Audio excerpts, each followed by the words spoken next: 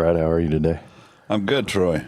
Just another happy Sunday. Beautiful weather. Life and Grace podcast. Yeah, sit down and have a conversation today. Yeah, I'm looking forward to it. I just had a busy last couple of days preparing for a baby shower. It's the biggest, most extensive baby shower I've ever been a part of, and it belonged to my daughter. So it's like you can't shortcut it. You got to go ahead and So it was a long affair, technically. Well, the actual baby shower wasn't that long, but the after party. Yeah, just everybody stayed around and talked, and it always encourages family to come around no matter what event you're having. But any holiday or baby showers or weddings or even funerals, everybody in the family gets together, and it's always awesome to catch up, and everybody's life's so busy that we don't spend much time together anymore. So it's always a welcome type of a get together. Yeah, it was fun that way. We were up till 1:30 in the morning just watching the college football. Colorado State game. That's not normal for us to stay up that late and watch college football. No, it's kind of interesting. I used to watch Deion Sanders all the time when he played baseball and played football, and he's just so flamboyant. He's the kind of guy that you really don't like to pull for, and if he's on the other team and you're playing against him, you really want to beat him. But despite that, his perspective on things and the old school approach that he's taken to helping these kids grow up and learn to be men, and the things that he prioritizes are obviously God and family, and that's something that comes out in his coaching style, and I pull for him. I hope he does good. Oh, absolutely. There's not too many people I'd like to see not succeed in things. I mean, if you're honest, we shouldn't be that way, but sometimes we are. I think as a human beings, sometimes we get great pleasure out of watching people fail. And that's not a Christian way to look at things. So I try not to do that anymore. No, I never liked to see him fail. I just didn't like his style. Like I said, he was just very flamboyant. But he, style was his marketing tool. It was his selling point, and he made a great lot. Yeah, he made a great living, and he still does. Obviously coaching for the Buffaloes, he's I'm sure doing well for himself, but nevertheless, he's not afraid to be himself, and I think that's cool. He's authentic in who he is, and stands up for what he believes, and he's taking a lot of people along with him. Yeah, I think it's a lot easier to succeed when you are real, when you're your true, authentic self, and you just don't care what other people think, and this is how you are, this is how you feel, this is how you get the job done. He doesn't seem to be hurting anybody else by being the way he is. He's bringing the others up along with him. Right. So, I think the only people that are hurt are the people who, like I said, don't appreciate his style. But who cares? What if that's the worst thing he does, he's doing pretty good, right? Yeah, he's not dancing around, in a devil costume and being ridiculous. Yeah, did that happen? That's happened. Well, not on the football field, I don't believe, but that's happened a lot in popular music here lately. Well, unfortunately, so it's just crazy. It's just crazy what people choose not to like. There's such a wide spectrum. It's just gotten stupid. Where the whole cancel culture thing and what people decide that is gonna be allowed versus not allowed, and it's such ridiculous propaganda, because some of the things that are allowed and not even nobody blinks an eye at them, versus some of the things that people are going, oh, you can't do, just like it's like, seriously.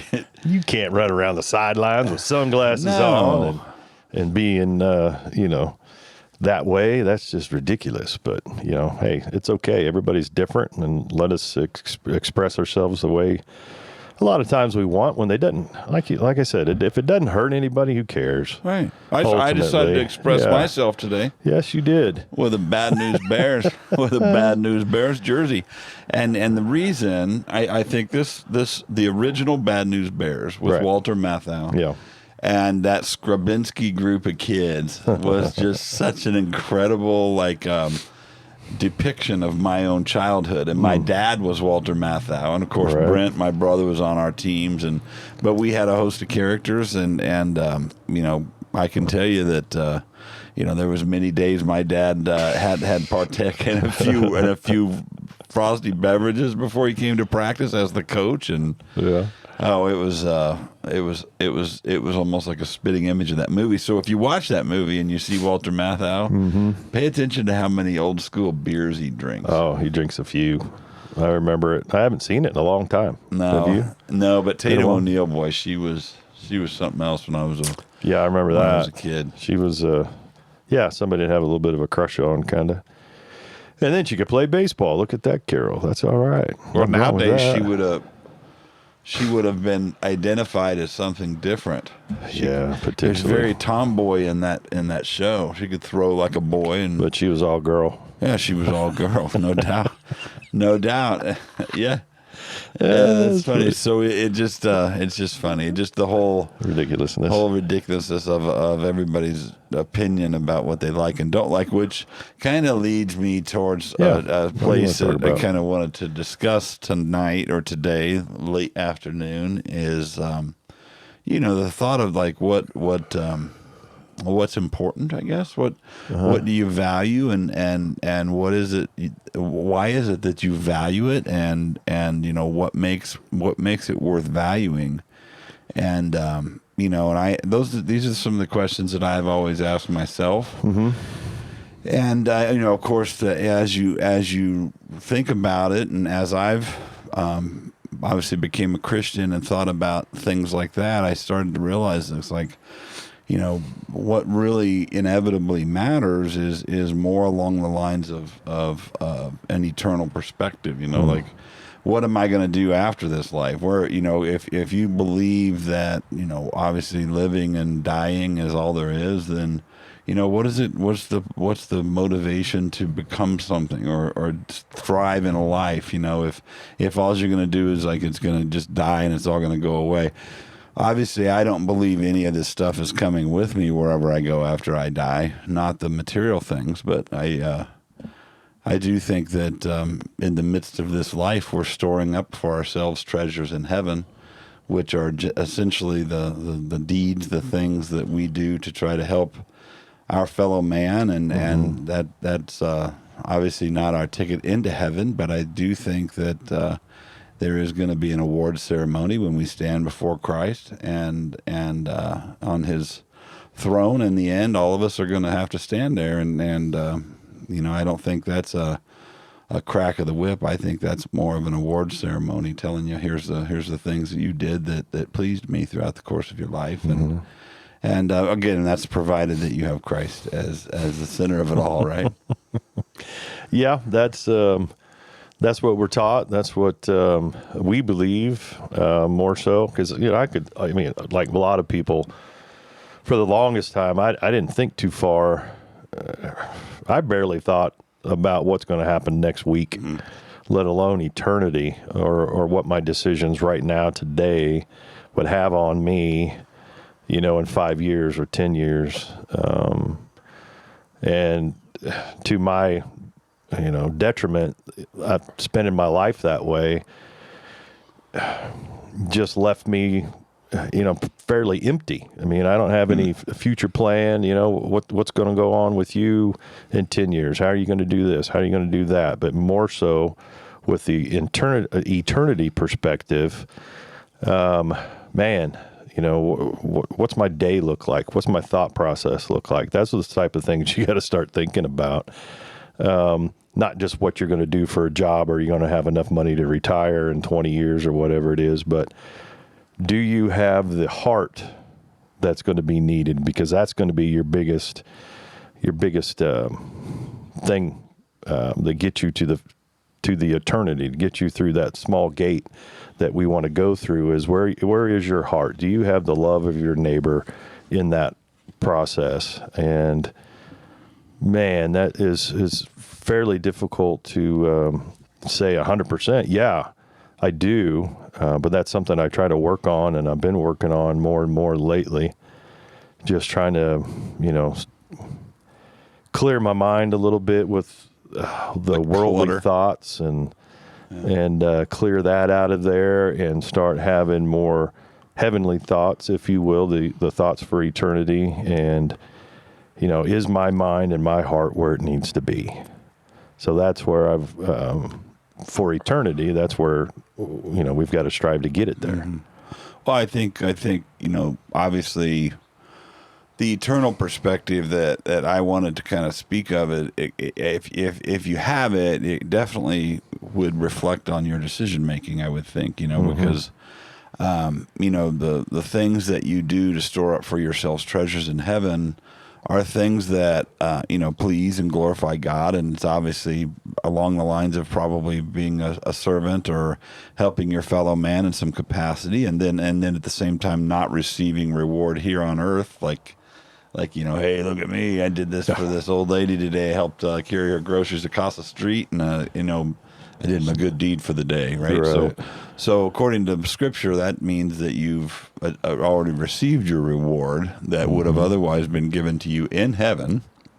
So to do these things because they are pleasing to God and not necessarily because I'm trying to earn a bigger house or, a better street of gold in eternity, but more so because, if there is eternity, why wouldn't you set your eyes on that as opposed to, the life we live here on this earth and then thinking, okay, what all can I get? How about money? How about nice things, of any kind? And then all of a sudden you start realizing it kind of loses its purpose and you realize, man, what do I got? Why do I got this or have that if it's not really benefiting the kingdom, and as a result, you start kind of rethinking it. I think too. You were talking about as a young man. As a young man, I never really thought about death and what was going to happen. You don't really see your mortality, and then as you start getting more 55 years old, so you start getting to that middle age, and you start thinking, you start counting backwards a little bit. I hope it's middle. Yeah, you're like, oh, if I live to be 80, yeah, TikTok. Yeah, I've only got 25 more years on this earth, So I think you start to perceive things in a different light. You start to realize, you know what? I'm hopeful that there is something more to life after we die than just dying. That's not that doesn't even make sense. Yeah. It doesn't even make sense. Why try so hard? Why try so hard to become something just to have the light turned off and then that's it? Yeah. Well, what's the purpose of being a nice guy either? Right. There's no purpose for anything. What's the purpose of even living? We might as well just shoot ourselves in the head now and go on down the road. That's a little extreme, but the point is or better yet, why not just survival of the fittest? Yeah. Every man for himself. I'm going to kill to get what I need, and I'll just take it. Regardless of who reaps the consequences of that. But that kind of a way of going about life, if you think about it, it gives the whole concept behind right and wrong, good and evil, and you start to think about, okay, well, what is it that really matters in the whole scheme of things, and not that having nice things is a horrible thing, but being all about those nice things and everything you can do to get those nice things at the expense of anyone else. You're just trying to get ahead in this life and sacrificing your fellow man and doing everything you can to live high on and not relate to those people who are struggling. And I don't think that's what we're called to be. It's not a true meaning of life, for sure. I mean, the true meaning of life really ought to be helping one another, and the relationship that we've talked about so many times, having a relationship with other people and wanting good for other people. Because we said before, when you help others and you want good for other people, that rewards you as well. And that's not the only reason to do it, but the main reason to do it is to help is to help that other person. So, and we don't do that enough. You know, I've sit and listened to the sermon today. Dave and Jimmy were talking, and you know, I was just really contemplating. Yeah, I've been striving to be better. You know, better internally in my own heart and in my life, and trying to be a better husband, and I need to be a better father, and all these things, and a better grandfather. But what else have I really been doing? You know, have I served enough? And I would automatically say no, because you can never serve enough, unless it's a detriment to, again, going back to your own salvation or your family. But I don't think I'm probably serving enough, because I felt, you know, a little tug, like, you know, you're not doing much here. You're coming to church and you're high-fiving some of the guys, and you watch them serve the church a little bit differently than you do, and kind of makes you go, okay, maybe I need to start, you know, thinking a little bit more about what else I could do to help others. And it doesn't just have to be at the church, and it doesn't have to be known. That's probably the better way to do things most of the time, because if other people don't know that you are helping in some way, or the person that ends up receiving that help doesn't know it was you, that's the best way to go about it, because then you can't have any pride Right. In that, and you know, you're not patting yourself on the back because, oh, you know, that's awesome. You know, Right. Well, I think high-fived me. that's the gist of whether or not you're taking the right approach to it. You know, are you looking for something in return? If you're helping someone and you're expecting something in return, even if it's a favor down the road or what have you, then you're not doing it for the right reasons. If you're helping somebody, it shouldn't be because you're looking to gain something. It should be because you're just looking to give something. And you know, that's what I wanted to talk about today so much, is just that's more of an eternal perspective. That's more of a perspective that's gonna, it even says in the Bible, it talks about awards or rewards in heaven based on your actions and your purpose and your heart here on this earth. And if you do things that are attracting to God and not trying to attract people, then God's going to reward you for that. What that looks like, I don't know. You know, I don't know, and no one does, I don't think. But I know it can't be bad. You know, so and I know the alternative, you know, to being a Christian, in my belief, is obviously being a non-Christian. And if you don't believe that Jesus Christ was who he said he was, you know, I would challenge you to go and research that instead of just deciding that. You know, if you're going to decide that after doing research, then, you know, I can't buck that opinion. But if you do the research I did and you still come out on the other end feeling how you are, you know, how you feel, then, you know, then that's different. But I just think there's so many people that just decide what's important, you know, what's important, and don't really have a base or a goal, a baseline or a goal in mind, you know, and it's just like, okay, then you really need to sit back and reflect and start thinking about, you know, what is it that I do believe? Because it matters. It really matters. If there is something after I take my last breath, I want to be in the right place before that time comes. Yeah, being able to, I mean, we don't know 100%, but we have faith in what we've studied and what we've learned and what we understand to be true, and that's where we put our faith. And a lot of people are putting their faith in nothing happening. So, you know, have fun with that. I'd rather have, you know, the perspective that I have. And we never want to get what I was saying earlier confused with, you know, earning anything, because that's not the purpose of helping others. You know, a lot of people get that confused with, you know, works. You have to work for your salvation, because that's not the way it works. You know, our salvation was given to us through Christ, and he's the ultimate sacrifice, and there's nothing that we can do to earn his grace. But because he gave us grace, and we want to change our heart, therefore works come out of that. But ideally, you work because you want God to be pleased. Because your heart's been changed. Because your heart's been changed, and you truly have a care and a love. A love is the greatest word, right? Yeah. loving your neighbor as yourself, as you mentioned, but then Yeah.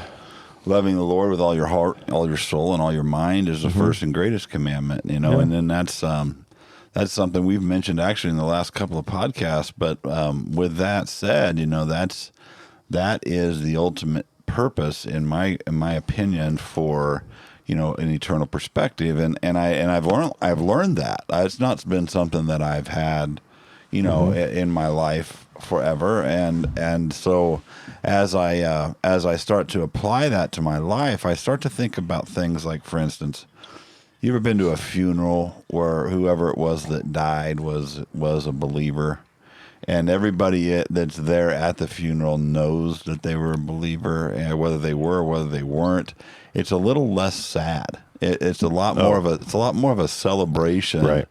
And I think it goes right along with what we're saying, is because if you have that belief system, then if someone who is also like-minded and has that same belief system, then if you die tomorrow, I'm going to be sad because I'm going to miss you a lot. Right. But I'm also going to be elated in the fact that I know where your heart was prior to you kicking the bucket, and we're going to get to hang out and do this again. Right. When I kick the bucket, Yep. and we end up in eternity in heaven together. And I don't again know what that looks like, but I would imagine we'll both be a little skinnier. Oh, boy, I hope so. Our bodies are be renewed Yeah. in whatever form that is, and renewal, like Christ when he was resurrected, he had a similar body, but it was a renewed body. He was able to still function similarly than to what he did when he was, before he was crucified. So in some ways, we're supposed to have a body that can do works. We're supposed to work. That's what we were designed to do, to take care of one another, to take care of this earth, to take care of God's creation. And I think it was ultimately, wasn't it initially designed to be enjoyable though, and then when Eve ate the do it, apple yeah. by the sweat of our brow now, right. Well, yeah, and it's works that we're going to enjoy because we're one serving God. And so what that actually is, I don't know. It's not a lot of people just believe we just go to heaven and then next thing you know, wings pop out and we're sitting with harps on clouds. And I know you've mentioned that before, that sounds, maybe not idealistic to do that forever, but I don't believe that's what our forever's supposed to be, because heaven is actually going to come to earth. So, and create a new, heaven on earth. So we probably had this conversation before. So, there's things that need to be done. You have to take care of the animals, take care of the trees, and do the things that Adam and Eve were designed to do when they first got here. right? And it's funny you say that, because we were talking the other day. I like to watch these birds out here, and Yeah. whatever anybody thinks about bird watching, I never thought I'd watch birds either. Okay, so save it. Anyways, so I watch these birds, but I realized the one thing that I think is so relaxing about it is kind of like, I think heaven would be in regards to your fellow man. Like I watch these birds out here and they're just playing around, frolicking around, and they're not even, they're not threatened by me per se. I think they're cautious of me, but I don't think they're threatened by me. But they don't want anything from me. They just want to eat and drink and be merry and play. And I just think, like, in terms of humanistic perspective, Yeah. there's potentially always an underlying reason, why somebody wants to get to know you, or why they want to hang out, and I hate to think Typically. like that, but it's true. It's the human nature is like, some people are trying to gain an edge in whatever capacity, whether it's society or whether it's financially or whatever.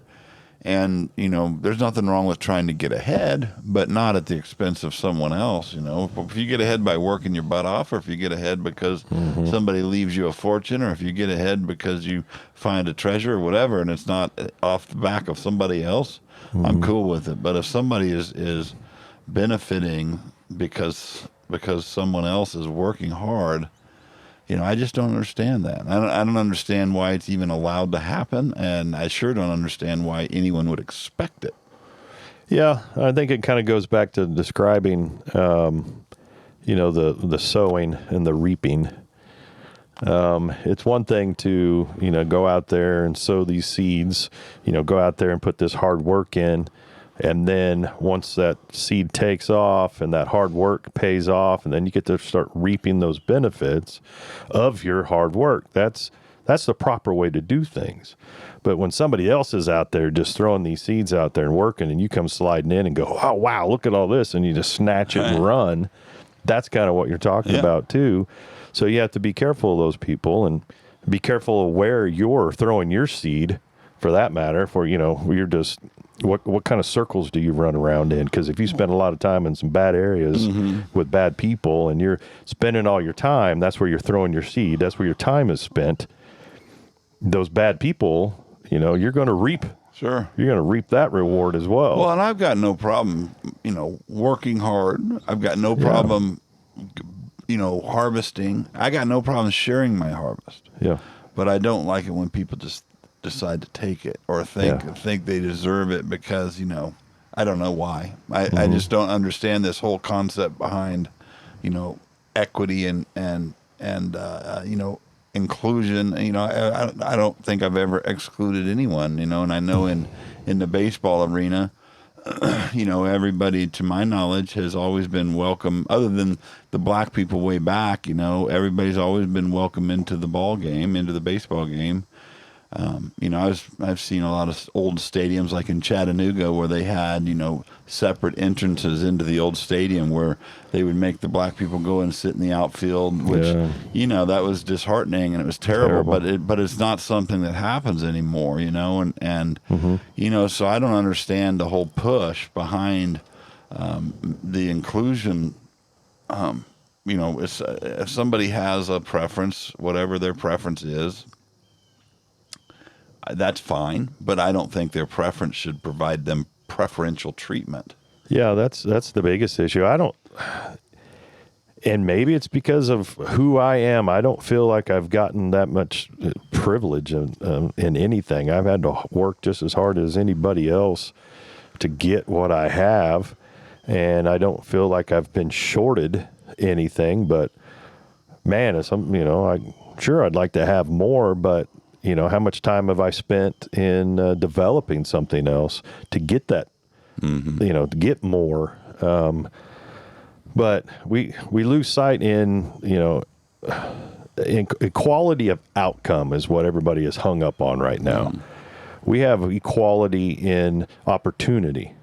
That's what we should be striving for. Everybody having the same opportunity to do things, but just because you and I do the same thing. Not everybody deserves to have the same job. Well, I mean, even if we did the same job or whatever when we started, we both had the same opportunity and we both come in and at the same level. But that doesn't mean that you're not going to get to the next level before I do. And what would make me think that I have a better, or that I should get something just because you did? Or or you know what? Even better, step back and. Whether it's me who got ahead or you that got ahead, it doesn't matter. But step back and say, okay, what got me there? Did I do it the right way? Did I do it because I worked hard, or did I do it because, I showed up every day on time? Because did I do it because I was a good teammate? Did I do it for all the right reasons, or did I get ahead because I was the proverbial kiss ass who sucked up to the boss and those types of things I've witnessed, a lot, and it kind of blows me away because you see some people that like get ahead because they try hard to please, and to me that's in an industry of any kind, in any kind of a job arena, just to be a pleaser. I mean, obviously you're going to have to work hard and everything to be a pleaser too, but the pleaser part, when it comes to ideas, just to have, just to tell people what they want to hear instead of having your own opinion and telling them what you think. I think the independent, the individual thinkers are very, very healthy for a any kind of a job Just arena. about anything, yeah. Yeah, I would think you would want critical thinkers, and that way, what good does it do to have a whole group of people that just have the same thoughts and ideas and zero pushback or I don't think you have true growth if you have that in any arena that you're in. If everybody is has the same opinion, yeah, it'll get you a certain, a certain degree of success. But if there's not somebody that has an altering opinion or a different way of looking at things, then I don't think you can truly have growth.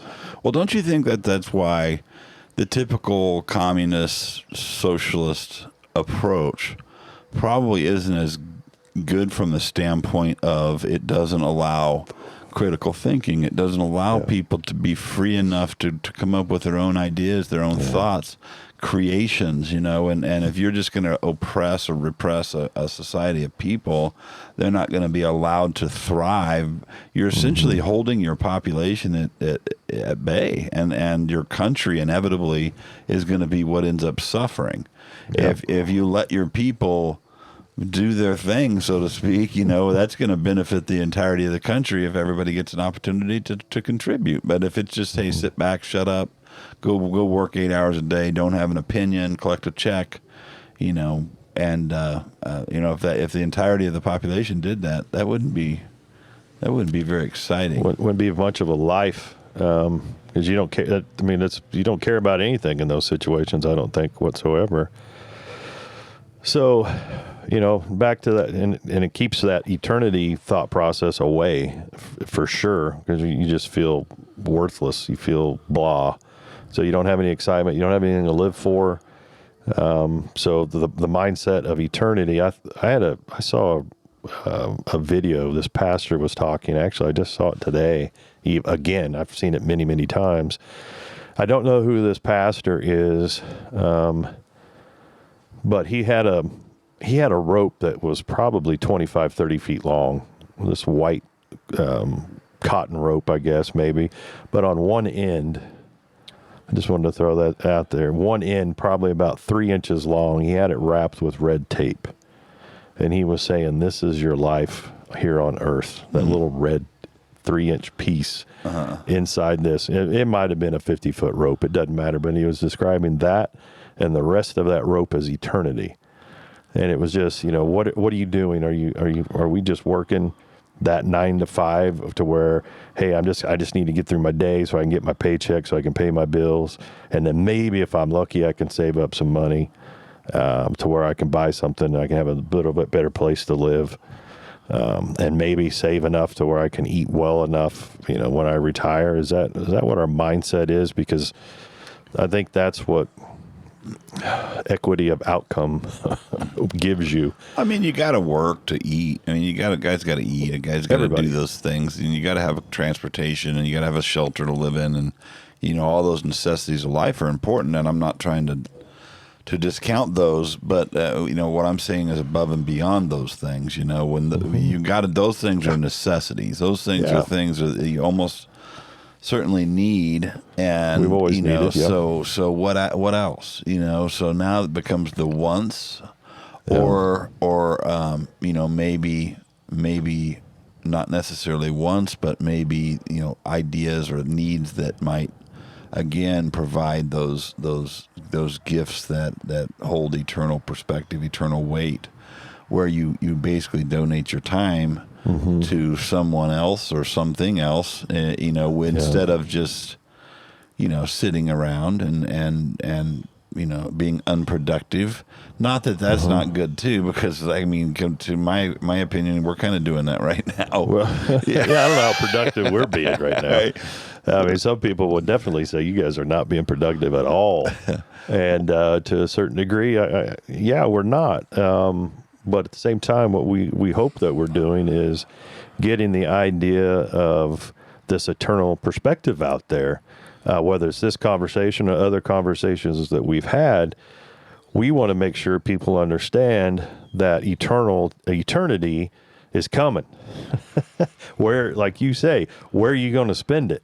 So Are we being productive? I think we are. Well, like I said before, even if it's just one person that gets the idea of, you know what, I think I want to change the way I've been thinking, and I kind of want to go check out this eternity thing. Those two guys sitting on their butt smoking a cigar are talking about, because that sounds appealing to me, and so therefore, you know, we're throwing some seed out there. We haven't even thought about, you know, reaping any of that yet, and that's not the eternity perspective I want to have. I just want to throw some seeds out there, and some of those are going to fall in those rocky places that we've talked about, and sandy places, but that's being productive. So that's a starting place.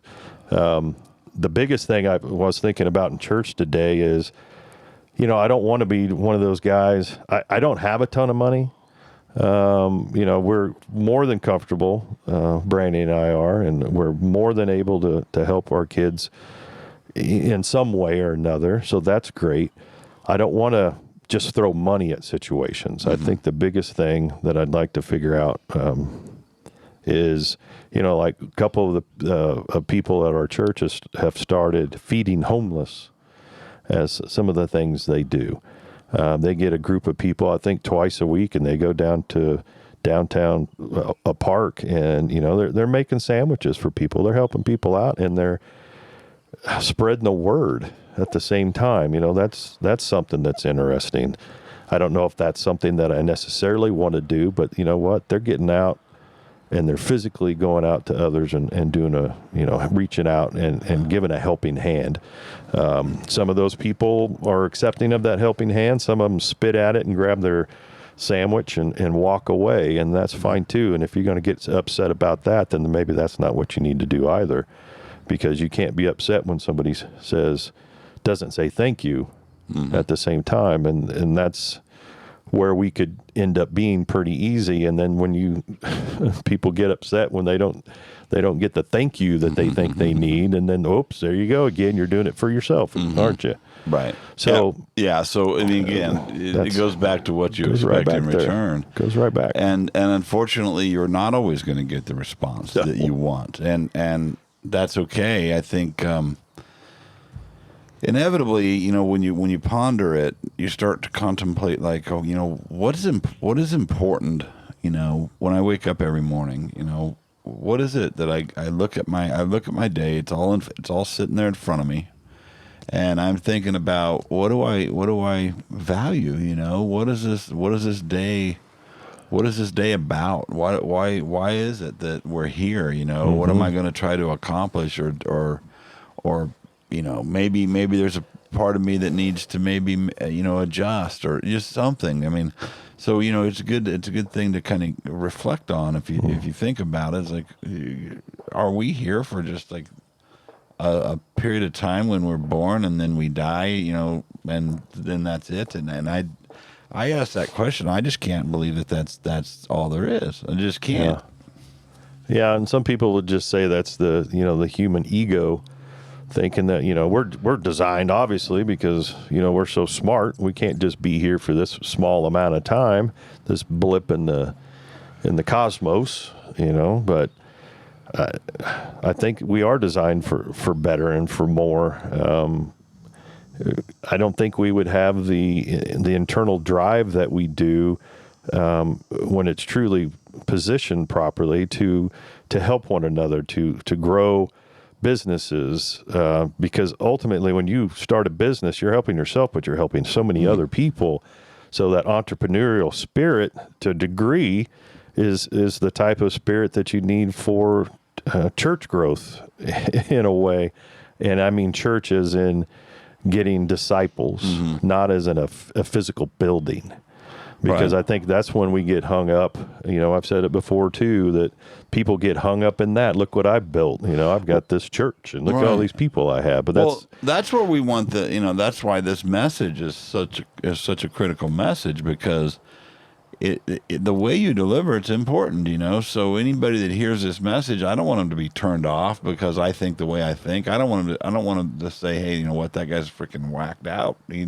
He's got some outlandish perspective on living and dying and eternity, and that's not it. That's not it at all. This is not coming from a hasty place where decisions are concerned. This is like the decision I know I made in my own world was very, very deep and well thought out and full of questions and I still have questions. Oh, we should always have questions. I don't think I even expect to ever know it all, and I don't think that we're supposed to. I think that's the way God designed it. He wanted us to ask questions. He wanted us to constantly seek Him, seek His knowledge and wisdom, and to make it an never-ending pursuit to grow closer to Him and more like Him and.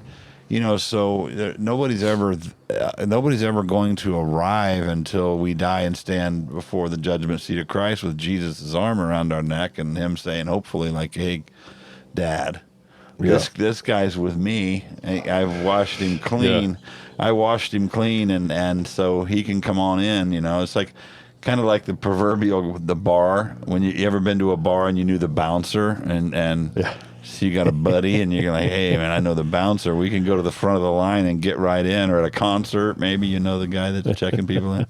Yeah. But it's kind of like that with Jesus. You go stand before God and He's not going to see all the bad things you've done because that's the purpose of Jesus. That's why He is who He said He was. So if we accept Him in, then we're cleansed.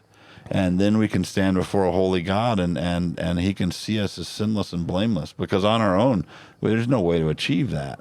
Apart from Christ, we cannot stand before a holy God and even have a chance to enter His kingdom because our sin will be consumed if He recognizes it. And with Jesus, that's the only way to wipe it clean. And that's why...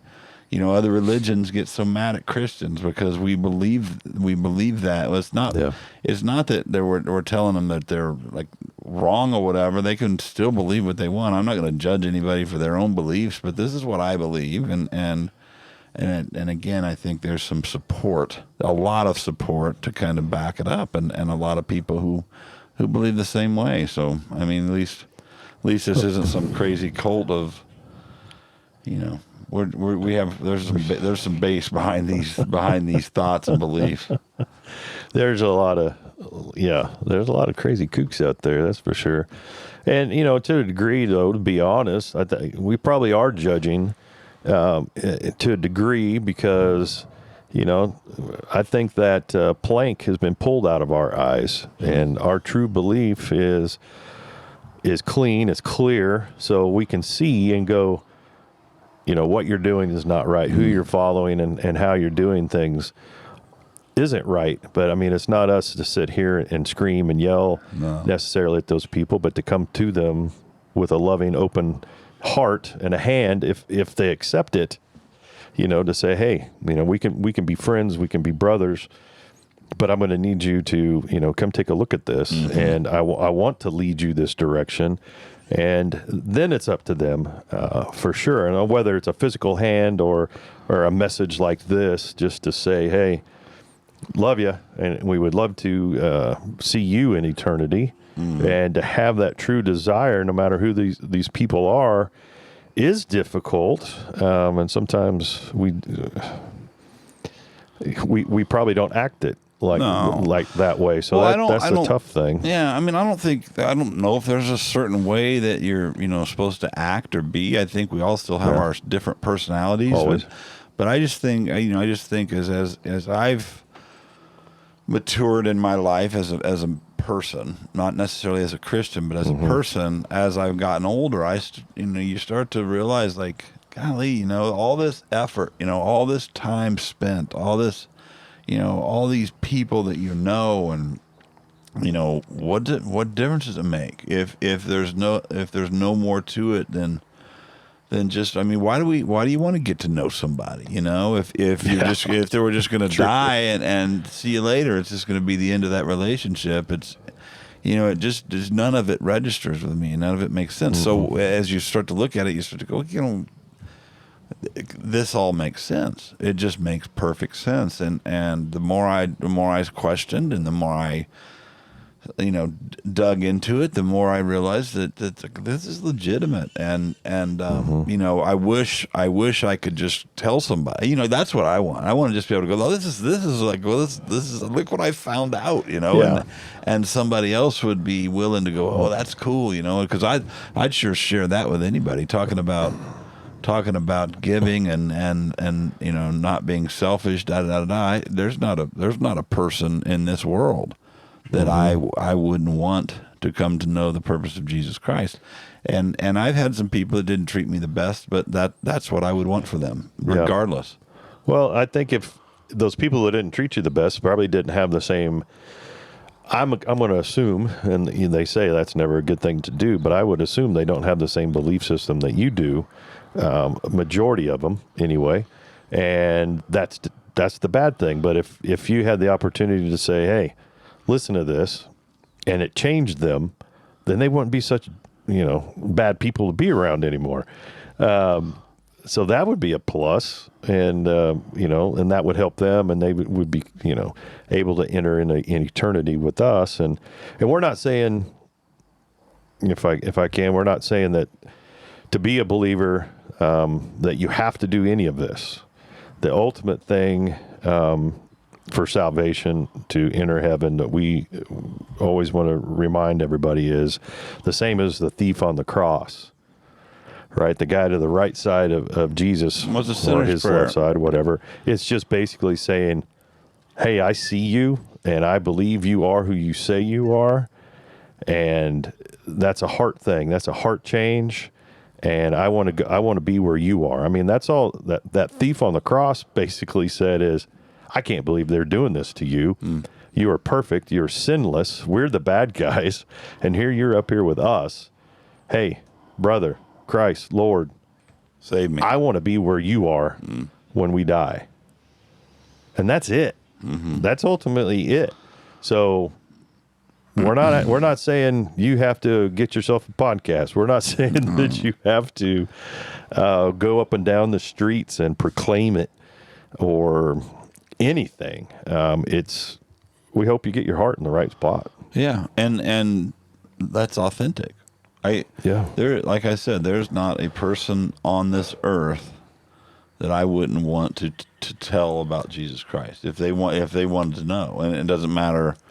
It doesn't matter who they are. It doesn't matter how mean or nice they are. It doesn't matter what color they are. It doesn't matter. I just hope Absolutely. everybody gets an opportunity to make the decision I've made, because to me it's given me a lot of purpose, and it's given me a lot of not that every day is easy, because it's definitely not, but at least it gives me some hope knowing that I'm going to get through that day, and I'm going to be provided for, especially the needs that we talked about, like the shelter, like the food and things like that. That's a promise. God promises that stuff if you come to know Him, that He's going to give you at least the essentials, and maybe not everything you want, but it's definitely the things that you're going to need.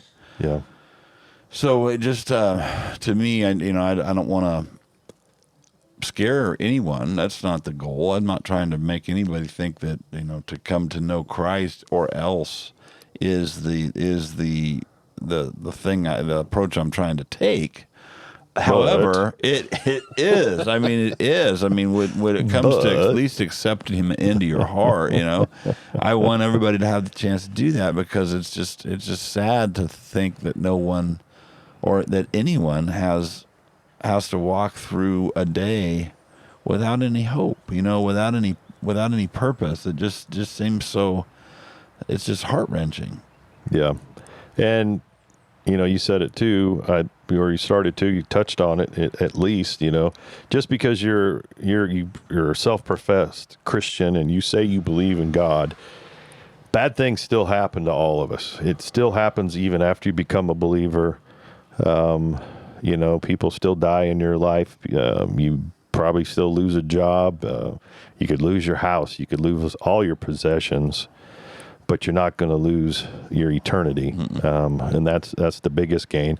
I mean, wasn't it? Okay. See, I'm not the best guy with the Bible still. Job. But Job. Yeah. I mean, look at all the things that were taken from Job. And if you were to read through that book, His wife even said, "Why don't you curse this silly god of yours?" Oh my gosh, and he did. I mean,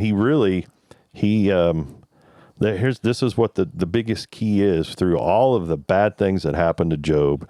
I mean, he lost his family, he lost all of his possessions, he lost his friends. His friends were, giving him a hard time even about how things were going. And he cursed towards God, but he reached out and said, "I can't believe you did this, and I can't believe this." But the thing is, his belief never failed, Right. because even through his frustration and his, I guess maybe it was anger or his, just like, I can't believe this is going on, he was still talking to God the whole time. Absolutely. Well, and the way that whole story comes to fruition is that Satan went to God, Right. and said, "Let me test this guy, and let me, 'Cause he's gonna let me go away do from this you." to him." And then he did that, and he said, "Well, let me do this to him," and he did that, and God allowed it to happen because God, for one, wanted to show Satan how loyal his faithful followers were. Right. And he also wanted to give Job a chance to choose God, despite what he was dealing with. Yeah. And I think that goes back to love, right? I mean, love is kind of the same thing as we're talking about in regards to giving. Mm-hmm. You do it not expecting anything in return. It takes on a different connotation, and I just think that that's inevitably where Job was. He loved God so much that no matter what happened to him, he was still faithful that God was going to provide for him the things that he needed. And the one part of that story that really no one ever tells is that after Job lost everything and remained faithful, that he ended up getting everything back and remaining prosperous. Not that that's necessarily going to happen because you believe in God, but he's going to provide for you. The necessities of life are going to be provided for you if you believe that Jesus was who he said he was, and God makes that promise. Yeah. So the main thing there, kind of that story, and I've heard it a few times here recently, but it just goes back to, because I do remember reading the story. I just can't, spout it back at you and tell you exactly chapter, verse, and all the others. But what has gotten me here lately is, because we all go through bad times. We all lose people. I mean, I've lost a lot of family members. I've lost friends, weird situations, and all of a sudden, and going through cancer, and we've all experienced that. All of us sitting here anyway, we've experienced that to a degree. But as Job did it, he still continued to communicate. He still prayed. He still had that loyalty and the belief that God is there for him. That God was in control. God was in control, and that he wasn't, even though he was in the worst situation he could possibly think. He had sores all over his body. He was a disgust to all of his friends, basically. Lost all of his possessions, all of his relationships. But he didn't lose. He just didn't lose sight of that, and that's the ultimate thing. And if you still have that ability, you can overcome anything. You'll pull through. He doesn't keep us from those things. Like Daniel, he didn't keep Daniel from going to the lion's den. He helped Daniel while he was in the lion's den. Right. That's what I'm talking about, is you just have that faith. While you're there, he can help you. Yeah. Yeah. And back to, waking up in the morning and knowing that, there's been plenty of things that have been thrown at me over the course of my life, and it hasn't changed necessarily as I became a believer. I've still got the same amount of things being thrown at me. Yeah.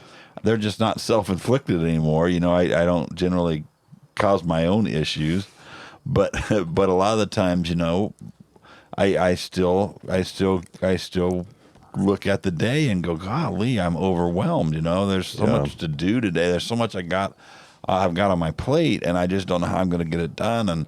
And so I just put my nose down and I go forward and get busy. And it's crazy how it just seems to work itself out, and not always the way I expected or want it. but it does. It just works itself out. And it wasn't because you have this belief, so you just sit back and wait for God to provide for you. It's that as we go through our day with this thing in our heart, this love in our heart, we know, God wants us to do this. God wants us to get out there, and He wants us to work hard. He wants us to lean on Him. He wants us to show that we need that support, and we're not able to do it on our own in a lot of ways. God doesn't work through us on something that we can do for ourselves. He wants us out there. When we get thrown into that lion's den, I'm not fighting off lions, 10 of them or more, one. One. I'm not fighting off one lion by myself. I'm going to have the help of God to get me through this process. So that's what He wants. In that situation, if you think about it, that's the only option you have. Yeah. Or just or don't. I mean, but then you have obviously zero chance. At least if you trust or lean on God, you're given a chance. But apart from that, in that situation Daniel was in, there was no hope for him. He was screwed. He was going to be eaten and torn apart. And by the way, that would be the definition of the worst death. To be eaten alive by any animal of any, lion wouldn't be good, but a shark or a bear. So bottom line though is Daniel just stood and you think about the countless stories you talked about, David, and when he faced the giant. Yeah. He was just bold, but he knew he had God on his side, and that's why he stood up there so boldly. He knew it, and he just slung that rock and smoked that giant in the head and dropped him like a sack of potatoes, and he just did it because he knew that God was on his side. So it's like you go against odds sometimes, and you just still know that on the end of it, I'm coming out of this better.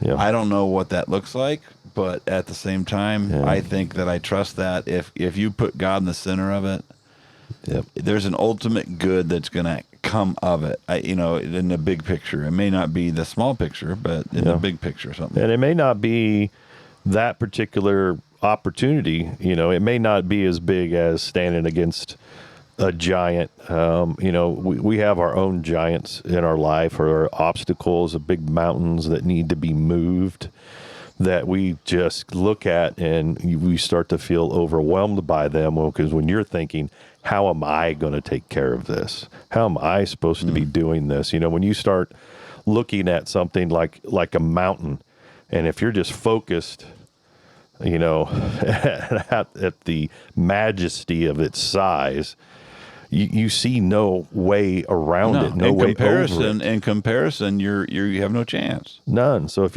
your perspective is, that's nothing, I can do this, but how I'm going to do it is I'm going to take this step, and then I'm going to take another step, and I'm going to get over this mountain. I'm going to get through this situation because I have my belief where it needs to be, and I have an understanding that this is small potatoes. This is nothing. So it's still work. There's nothing on earth here that doesn't take patience, and it doesn't take wisdom, and those are the things you want to pray for. But when you pay for patience, be ready for being tested on your patience, because that's what you get. That's how you learn things. You get stuck in those situations that, this is how you're going to learn. You're going to be tested by the fire. You're going to know. So, and that's okay. That's the only way you can learn and become a better person through it. Yeah. And obviously by design, that's why God allowed Job to do or go through what he went through, and God allowed Satan to tempt Job because God knew that Job was going to, in the end, profess that God was still who he believed in and who he followed and trusted. How do you think those friends benefited from watching that? Oh man, yeah, right. And just to watch him remain faithful through his hardship, and then come out of it in the end, still standing and still with the same faith that he had before it all started. Probably even deeper. Probably even greater. Exactly right. Which is why God probably allowed him to go through it. And it's kind of the same thing. That's the eternal perspective I'm talking about, and that's 100%. That's a great point. Is that we're going to continue to go through these things, and so how you're going to deal with it, and the perspective that you're going to gain from it, and how you're going to end up in the end on the other side. And if you take the understanding that I'm going to do this, or I'm going to get through this, and I don't need anybody's help, you might get through it, but Man, it's just draining, and just like you were talking about, when that mountain's in front of you, when you have a God that's the one that created that mountain, and he could sure move it if he wants to, but then you start to add in also like the brothers that you have, that have the same belief, and everybody legitimately, if their heart is where it should be, should want your best interest or have your best interest at heart, so when you're struggling, and ideally, we don't have to struggle, but I think you're going to, there's no way to avoid struggles, and some are small and some are big, whatever, but I think that there's a teaching point in every struggle that we go through, and like you were just saying, be careful about praying for patience, because you're probably going to be confronted with a situation to where, you need to have patience here, or you're not going to get through it. And I think there was a story I told that one time I was running out the door, and I was in a hurry, and I was frustrated, and I got my bag caught on the handle of the door, and it jerked me back, and I just started laughing, or the time I got sprayed in the face by the sprinkler. I think we've told that story on here, and I can tell you countless other times. But the patience part, or the the anger part, has gotten me before too. Where I remember one time I bought a concert ticket, and it was a country concert that was going to happen at the Kansas Coliseum, and we bought the ticket, and they ended up canceling the concert. I remember somebody's health was bad or something like that. So me and Stephanie, we go up to Kansas Coliseum, and we're going to get the money back for our tickets, because we paid cash money for these tickets. And instead I can't remember what it was. They gave us a voucher, or said we had to send it in to get the money back, or something that was going to be super burdensome. And I was complaining as we're driving out of the parking lot, and all of a sudden something bit me. A wasp stung me on my back, and I had to pull the car over. And Stephanie it was like a what they call that, a fire drill. I was jumping out of the car, and Stephanie was, "What's going on?" trying to wipe the wasp off of me. But in the end, we started driving down the road, and we just started laughing. It's just like, this is again one of those times where I realized that God kind of has a sense of humor, and in regards to patience or anger or whatever, he'll do what he needs to do to get our attention and let us know where our deficiencies are.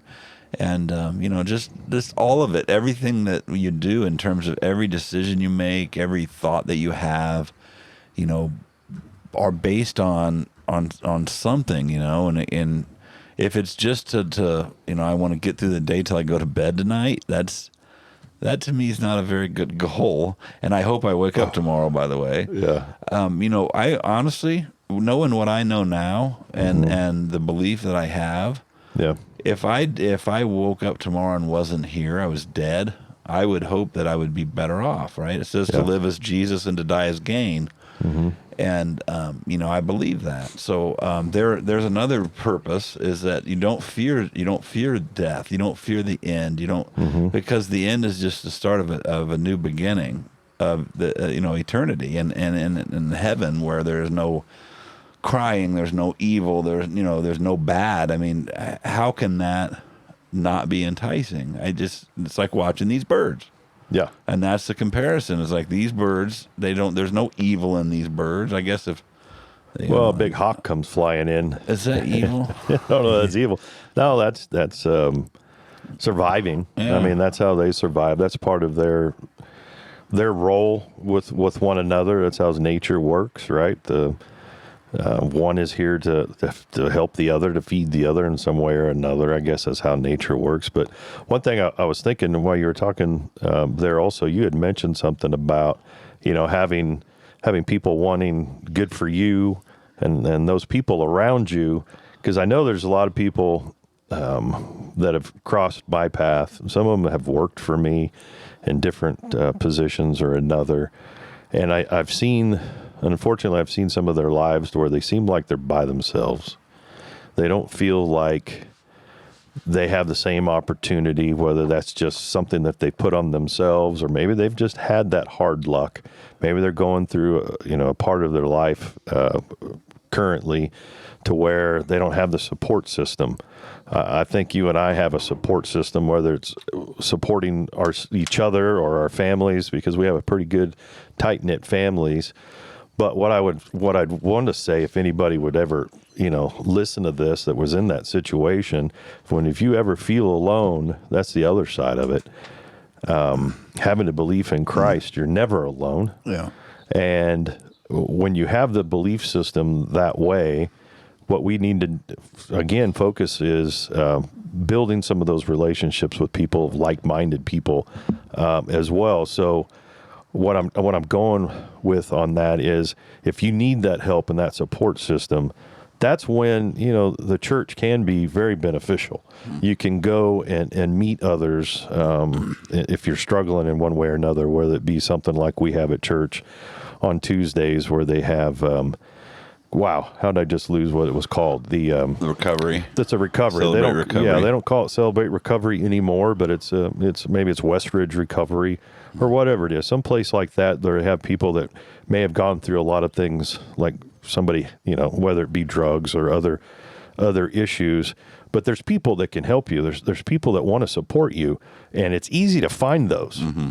But if you have a mind where nobody cares about you, that's where you'll stay, that nobody cares about you. And a lot of times I know the things that I've dealt with in the past, the reason I didn't seek other people out is because I didn't think they would understand. Yeah. They don't know what I'm dealing with. They don't know what I'm feeling or what I've been through, right? So I don't deserve, they're going to look at me and they're going to hold their mouth open and go, you did what? You sicko. So the one thing I've come to realize, though, is as a Christian, as, going to small groups, and then, of course, I don't go to the recovery group, but nevertheless, I've heard so many cool things about it, and I know a lot of guys that have gone through it and benefited from it. And when they're doing it, it's more about like realizing that the people that are helping you have a heart for helping you because they've dealt with what you're dealing with. It's not because they're trying to figure it out with you. They've already probably been through something similar. Yeah, I was just kind of a hand out there, because I've probably been in some situations, been years ago, where I just felt like if anybody truly knew me, they really wouldn't they really wouldn't want to be around me if they knew what was going inside my head, or if they knew, where my heart really was. And I'm glad I'm not that person anymore, but it's because I had a small belief system. I knew that I could get through it, but I know there's people, and I just for some reason really want to say it over and over again. If you feel, anybody listens to this and they feel like they're just totally alone, you're not. So reach out, whether it's to a church or to some support group. Go to an AA meeting, whether you're an alcoholic or not. I think you could find some people, and then you could just see, there's other people out there that are going through some bad things. It's not just you. You're not alone. There's other people out there that want to help you, and you can find them. So go get out. You just you do have to do something. Well, and I think minimally turn to God. Turn to God, and I'm here to tell you that the Jesus Christ experience, the things that he did on the earth, the crucifixion, the resurrection. I believe that it all happened just as the Bible says it happened. And I was a skeptic. I was a big skeptic. Yeah. And I've known a lot of people who were skeptics who have in time come to change their mind. And so the point is you got to start somewhere. And if you're at a place where you're hopeless, there is a place to find hope. And if you don't know where that is secularly, if you don't have a quarter to make a phone call, or if you don't have a place to sleep, or if you don't have, you don't know where your next meal's coming from, I understand that there's a need to provide that, obviously, but at the same time, I think, anything that you can do where you incorporate Christ in the midst of it is going to make it more purposeful, and Yeah. and I think you may not see results just because of it immediately. But I think there's all those things that we've discussed, from patience and Yeah. and time and anger, and God's timing is really what it's about. And I think a lot of times, people become Christians and immediately expect this miraculous thing to happen where they don't have any issues anymore in their world. And that's just not what happens. I mean, and it's a process most of the time. It's a growth thing most of the time. And, and as you start to crave the things that please God, you start to be repulsed by the things that don't please God. Yeah. You start to learn, like, golly, man, if I do that, could you imagine if you were God and he was sitting there watching, and you're saying, hey, you're his faithful true believer, and then he's watching, and some of the things that you do or I do or whoever does, I mean, when they don't please him, I mean, that should be the Holy Spirit should convict you for that. I mean, I think you're going to know, and I think that's the difference. Is you just start to realize the things that are important versus the things that aren't, and the whole perspective changes to this eternal concept, which is so deep and so hard to fathom because our minds are always so wrapped around time, and if you think about eternity, and like you said, that rope being 50 foot, that's still, that rope doesn't end. It's endless. And that's a great perspective, but at the same time, that rope would have filled that whole auditorium. You know, so if it's truly eternity, then that's pretty precious compared to, I want to go over there and beat that guy up and take his wallet, and that's going to give you maybe a couple meals and maybe a bottle. Yeah, and Or a quick you hit. have to go do it again. Yeah. You did show your age there just a little bit ago. I don't know why anybody uses quarter for a phone call anymore, but Well, yeah. but I Yeah. got it. I got it. And a lot of people listening to this will understand. A quarter you used to have to put into a phone to make it work. To make a phone call. So Yeah. if you're gonna, if you're so Getting hung down up. and out that you don't have any money, how are you even gonna make a phone Well, call? the cool thing in the time that we're living in right now, which is good and bad, probably every generation that's lived through something are like, so much bad and there's so much good going on. But the nice thing, what I'm getting at is, it's difficult for some people to get a Bible. Bibles are hard to get a hold of. But the nice thing about our times is dang near everybody, no matter what some of their situations are, they have a phone. And if you have a phone, you can have a Bible. You download the Bible app. And if you're not keen on reading, the thing will read to you. Yeah, sure. You can listen to it audio. Right. So there's that also, to throw that out there. You have the ability to start, hey, what are these two old guys talking about here? Let me get this Bible app and let me pull it up and let me go start going through the New Testament. Start there if you want, and you can find out who we're really talking about here. And then once you get to that perspective, and then you can go back and start at the literal beginning Right. of the book and the world, and then you can understand a little bit more. But I mean, the opportunities are out there, so I just want to throw that out there for the eternal perspective. You're ultimately going to need to get into the Bible as well at some point, so you can have a little more understanding. And with that understanding, I believe comes help.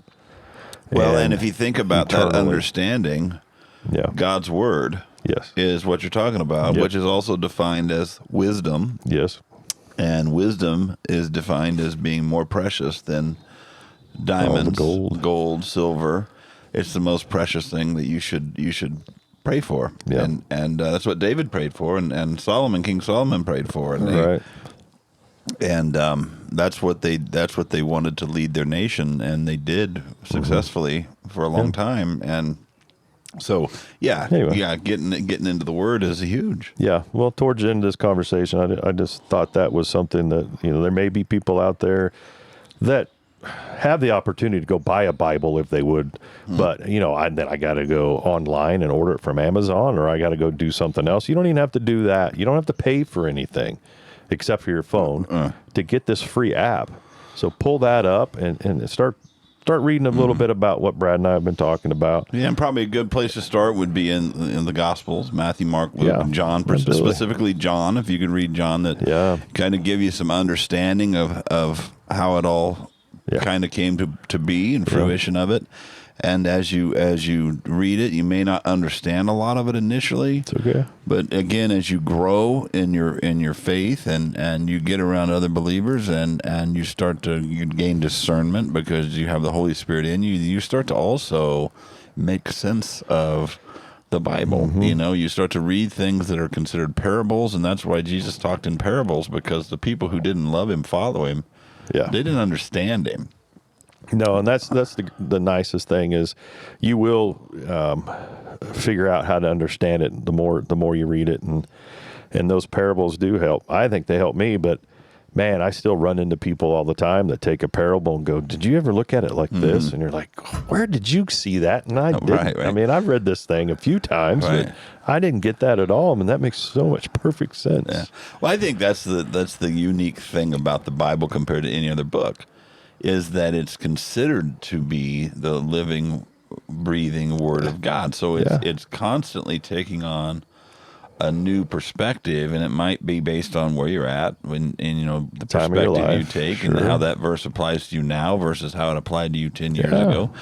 But and it's funny because that happens constantly, and you can read a verse and ponder it on 5, 6, 7 different occasions, and each one of those times you might see it a little differently, and it might take on a little different purpose in your world because of where you're at, and that's cool, because that means that there's no way to really fully know, and I think we're not designed to fully know. No, we're here to learn and continually seek, grow, right? right? And seek and find. And if you really start looking at the Bible and understand that it's God's word, it's God breathed, and this is our manual for our life. This is how we're supposed to work, right? We're supposed to understand the word and live our lives in that way.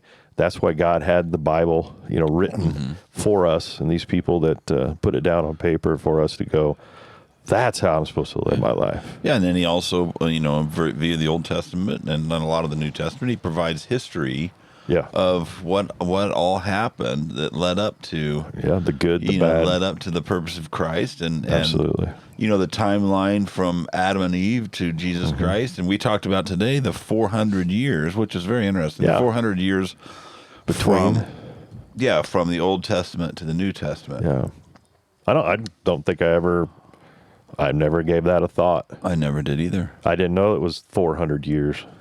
Well, I didn't. And either. My brain only works so well. Well, right, and you start to think about all the time, right? The timing of the Bible. Now we're talking in terms of years and not eternity. But you think about the timeline of the Bible and the way things have happened, and then you could look back at our own country. And I mean, here we've only been 250 years as a country. Yeah. And, we're seeing civilizations drastically changed over the course of the biblical timeline for a lot of different reasons. But it's something that happens. And unfortunately, men are constantly seeking more of whatever this earth has to offer, whether it be money, whether it be land, whether it be power. And, I'm going to go ahead and segue and into this situation that we're in right now as a country, is no different. It's just everyone in search of, their own purpose. Self. What can I get? What can I earn? What can I gain from this hardship? I think a lot of people took advantage of COVID, and it became very propagandized and very politicized, and a lot of people have tried to get ahead because of it. And I'm not going to point fingers at anybody, but the way our country is presently in economically, the way our immigration system is failing, and I can go on and on and on and on and on. But I was sitting there thinking the other day, and I was like, you know what? There's got to be intention behind this, because quite honestly, as bad as everything is, no one can be this stupid. Right. So I'm just going to go ahead and say that. There's like something's wrong. There's a push behind everything that's happening.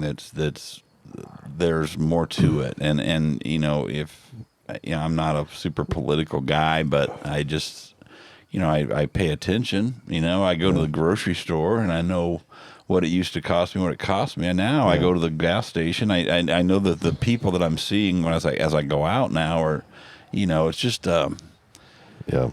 it's just odd, and it just screams to me that there's a huge need for purpose, because everybody is just jockeying for position. Everybody's trying to get ahead. Everybody's trying to be in charge. Everybody's trying to be powerful, and everybody wants money, and it's just like, okay, some of these things that you have to live or survive. I get it, but what's the glory in being like filthy rich and not being able to enjoy that with someone else? And just, to me, it's just craziness. But or if that's your only purpose. Well, it's a self-centered purpose, and I know we're going to talk about that and a lot of these things over and over and over again, because they're so prevalent in our life and in our situations, and they intermingle between everything. I mean, we're fighting evil on this earth, and we've been fighting evil on this earth ever since that snake came into the garden and started saying, "Hey, you need to have this self-knowledge. You need to have it." And then whenever we become self-absorbed and want to self-identify and put ourselves above everybody else, that's when we fall. And we're falling hard, because our world right now that we live in, maybe it's just a lot of it's this country that we're living in, we are so self-centered and self-worshiping that it just makes everything around you fall. So when you don't have that eternity perspective that we've been talking about, this is what happens, and this is what we're failing across the board. And we can't say what we've been saying tonight and every other podcast enough. We can't put enough positivity in the world, and we can't say it's bigger than us. And if we don't start looking at that perspective, everything's just going to crumble around you. Right. We're not invincible. No. And I know as a country that we've prospered for a long time. And again, I think the reasons behind it were because of the freedoms that we've had. I think that we have an extremely innovative population of people. I just think that more and more, there's starting to be rules and regulations put in place that don't allow people to have these freedoms. The more you try to strangle small businesses and those types of people that aren't going to be able to survive if the economy of our country becomes much worse, it's going to get ugly. But those people, the people in the middle, the ones that are jumping out and taking a leap of faith and starting a new business and employing only a couple people, and you think about now how many of those exist throughout the United States, and it's just not realistic to think that under present circumstances that those people can survive. But that's where innovation comes from. And obviously, all the big companies we have, from Pizza Hut to, you name it, you can go on and on and on. They started also as one of those little mom and pop places. Yeah. And they thrived and they became something because that's what our culture encouraged. And those people used to be the American dream. That's what it was all about. It was about, if you put the time in, you might still fall, you might still fail, but there's a chance that if you put the time and effort in, that that's going to cause you to get ahead. And sometimes you take risks and you don't make it, but I think the people who inevitably get ahead are the ones that were willing to take risks. And I just think that our culture has become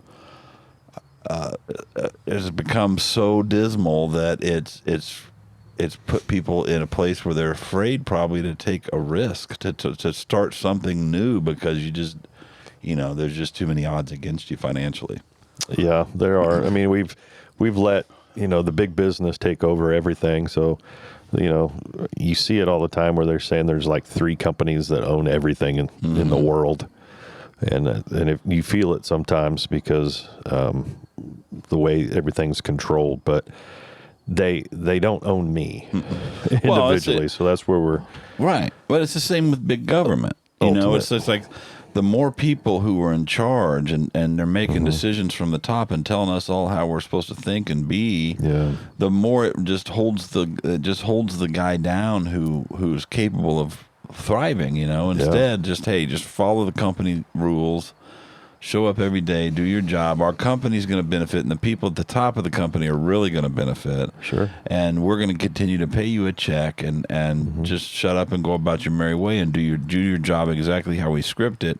But don't have an opinion. Don't think. Don't question our decisions.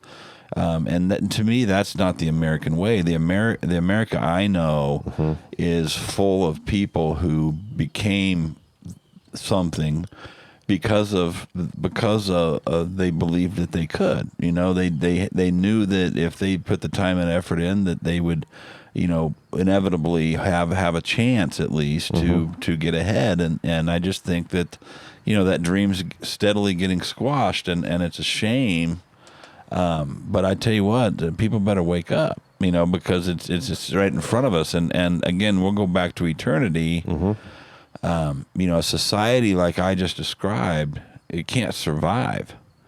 There's no way. So, at some point in time, we can all just fall prey to the government, become a communist society, and just everything that you do is under a microscope, and there's no freedoms, there's no liberties, it's just insane to think about it. But there's a lot of cultures that live like that. There's a lot, and a lot of those communist countries have been forced into those situations. Our country is becoming more and more than that, even though we're still, ran the way we are, where we're supposedly voting to, elect these people. But we are just becoming more and more idealistic, whether it's idling our government, and we're wanting our government to take care of our problems. That's what we have to get around and away from. The government's not going to solve a stinking thing.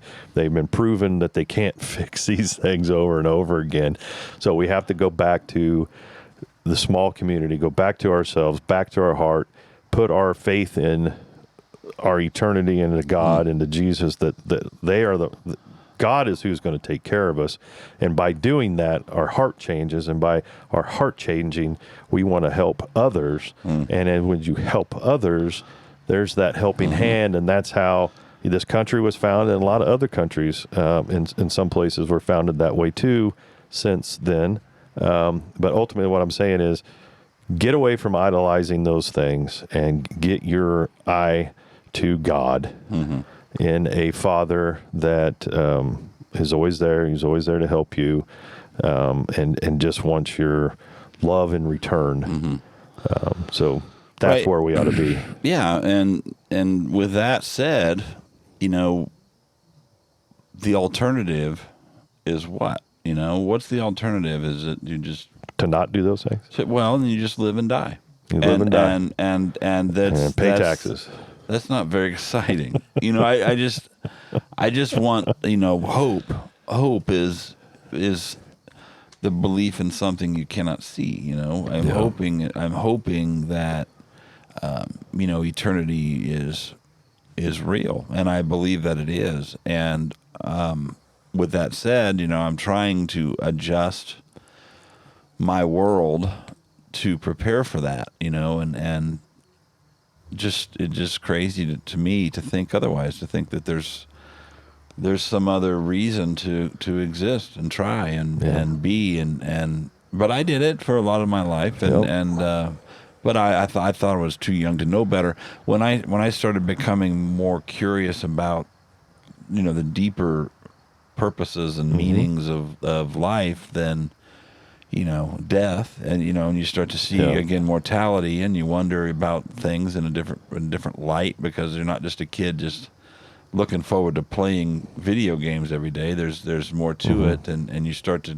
dig deep, and I think if you just take the initiative to search for answers instead of just assuming you already know, maybe you'll find out a different result in your belief system, and that's my hope. Is that I'm not telling anybody what to think or do or feel. Just give it a chance. Give it a chance and see what happens. See what happens. Absolutely. So, I don't know if I got a whole lot more to add to that. I don't. I mean, we could go beat the same this topic up, but because we could just keep saying it, and I don't think, like I said earlier, I don't think we can say it enough, but we don't have to continue to say it today. You know what though? I do believe it would be a shame. Whoa. It would be a shame if it was too late. Somebody was pondering that consideration and just didn't get another chance. So I just don't understand once you have this thing tugging at you and you believe what I believe, from that standpoint, just don't wait. Go ahead and jump at it. Well, I think it'd be difficult for most people, and I'm not saying that 100%, but I think it'd be difficult for most people if they truly decided to say, you know what, I'm going to give this an honest look. I'm going to be 100% open to the fact that these two guys talking are right, or that they have an idea that maybe I don't. Maybe I am wrong. I know that's really hard for a lot of people to admit that maybe I don't know everything, and maybe I should start investigating this on my own. You don't have to go to church to start this. There's one thing we kind of talked about. Jesus wiped away our sins, made us clean. So a lot of people, that are standing out there and say, well, I don't have that belief whatsoever, but I'm a drug addict. I'm a pornography addict. I'm a whatever. I'm just a filthy, nasty guy. So if I'm going to start, look at all the stuff I'd have to do before I could become a Christian. I gotta quit doing drugs. I gotta quit doing all this just so I can have the idea that maybe if there is a God, that he would accept me. So I heard this analogy the other day I thought was really interesting. A pastor was saying, do you have to clean up before you go take a shower?